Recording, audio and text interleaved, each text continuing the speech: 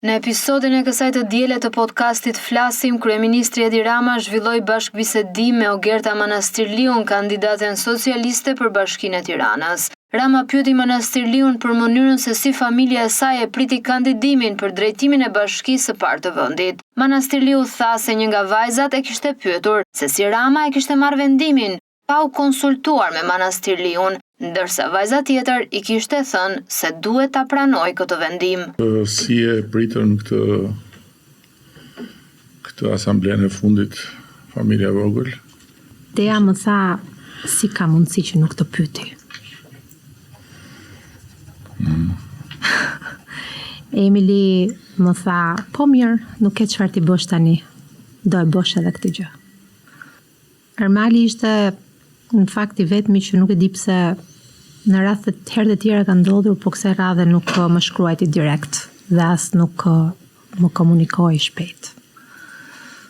Pastaj patëm një bisedë gjatë, po është e gjatë.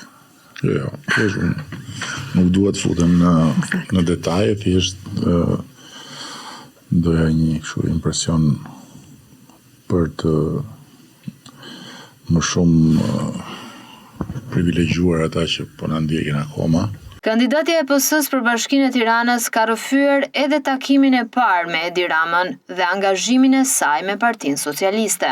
Më vjen një telefonat nga një shoqja ime dhe më thotë që Ogerta duhet, nëse do, mund të vish në një organizim të Partisë Socialiste për të bërë disa pyetësor, duke qenë se po afrojnë zgjedhjet lokale dhe nëse ti do të jesh pjesë e këtij grupi të rinj që do të shkojnë nëpër qytet për të mbledhur opinionet e qytetarëve se çfarë duhet bëjnë për qytetin, më mirë, më shumë, mund vish. Kur më tha Partia Socialiste nuk më duk e panjohur, sepse gjyshja ime, gjithmonë dyert e Partisë Socialiste ishte një socialiste 24 karat. Dhe nuk e di pse pata një evokim, thash me siguri këto ka dëgjuar gjyshen që flet gjithkohës për Partinë Socialiste. Dhe më thot takohemi tek Ministria e Kulturës, aty ku përballë pra kryeministrisë.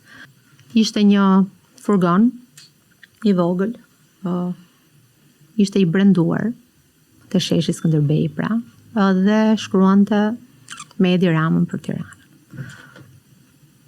Edi Ramën e njihja si ministër i kulturës, dhe në fakt gjithë mosha jonë ishte intriguar nga i riu ministër kulture që si ishte as pak si të gjithë të tjerët, me një shpirt transformues, pak rebel, që thot gjithmonë atë që mendon.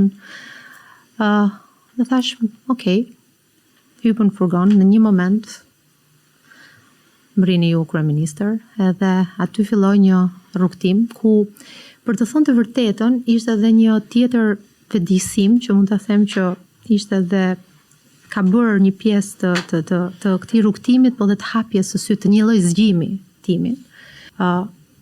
Me ju kemi shëtitur gjithë Tiranë, cep në cep, dhe për herë të parë unë pash çfarë ndodhte jashtë unazës Tiranës, çfarë ndodhte në rrethinat e Tiranës, si ishte Tirana në atë kohë, sa errët, sa e zymt, dhe sa s'kishte as rrjete sociale, s'kishte as absolutisht. Dhe ishte një hapje sysh, ishte një zgjim, por ishte edhe një moment që jo vetëm mua, po të gjithë neve që ishim aty, pastaj sigurisht të gjithë atyre që ju përkrahën, ishte një moment sa zgjimi dhe shprese. Shprese që Tirana mund bëhej, që Tirana mund transformohet. Tiranës filloi të vinte ngjyra. Ndër të tjera ajo foli edhe për studimet dhe jetën e saj, si nën, bashkëshorte dhe një grua në politik.